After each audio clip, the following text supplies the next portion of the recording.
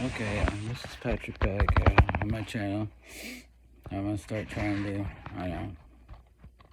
talk about my thoughts and ideas and do other different kinds of things. Um, Try to get conversations, ideas going about where we're going with the world and how and what is true, and kind of like being philosophers like of the old, like Socrates or whatnot. Well, anyways, I meditate and I pray. I don't believe, quote unquote, the Bible is word, like, exactly. Like, there's probably lies, and it's like almost like a reflection of the world itself, good parts, bad parts, distorted maybe. And like, I believe, like, there was times that, you know, legends and whatnot existed. Like, say, Hercules, he really existed, and magic really existed, and all these wondrous things that we were told were, quote unquote, impossible, can't do that. It would have been stuck in a system of ideas that didn't give us much regret, repeating it over and over, and now we've got a big, problem with our kids not even knowing certain things that have happened right in the recent past, or people not seeing things that it used to be easily identifiable. Now you get like 30 answers for 1 plus 1. That's an exaggeration, but you get what I mean. Like, everybody can see the same, say apple, but nowadays there's like 30 different apples when there used to only be a couple versions of that one apple. So and some of the people might not even know how it is an apple. It's so bad, Like, there's this program called, Leave No Kid Behind, or No Kid Left Behind. And when my son was in school, and he's 21 now, so, but I know it's probably still there. We live in Maine, and even if you didn't pass in anything, they would push you ahead. And I don't know if there is a credit system to graduate, but if not, then I think eventually they just let you graduate, which is messed up. And like, it's just a piece of paper, Like, example, I dropped out halfway through my senior year, being homeless, bouncing around and working, so I couldn't really afford to, I was a kid with no family, Um, yeah, so I had to work full time and drop out of school to get money to be able to get a place, and or at least roommate with somebody. And what I found was that having my after I had dropped out, that all people were all saying, you need to get my diploma or GED or whatnot. And so that same year or whatever, right after dropping out, I went and got my GED without even studying or anything, and had enough knowledge then, to pass it without, even taking the pretest. And they didn't think I would do it, and I told them I would. So, and I've just seen it diminish so bad now, and then COVID hit now, recent, and now the kids, had those year, 2 years with no school, or just doing what I'm doing right now, being on the phone, but not analyzing or being sociable or any of it, and nobody was allowed to be near each other. Uh, Created by design, I would say.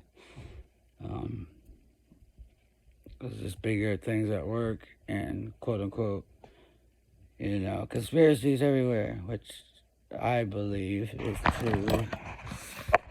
And I guess you have to have the eyes and to see and the ears to hear. And even then, seeing is not always believing. We moved into a new era of believing is now seeing. And I've always been outside the box, not, one little check mark, fill me in. That's, average Joe or whatever. I've had to go through a lot. I've been through a lot. I've lived through a lot. I'm only 41, but I've died a handful of times. Crippled pretty bad, but I don't appear it on the outside to most people at all. Doctors don't even understand how I function as well or the way I do.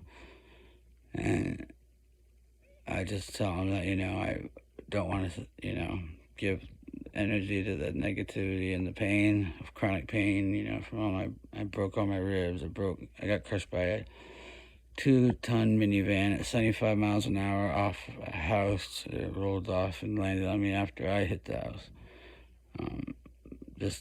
Do the average math to that. 2 tons by, however many feet in the air plus the speed.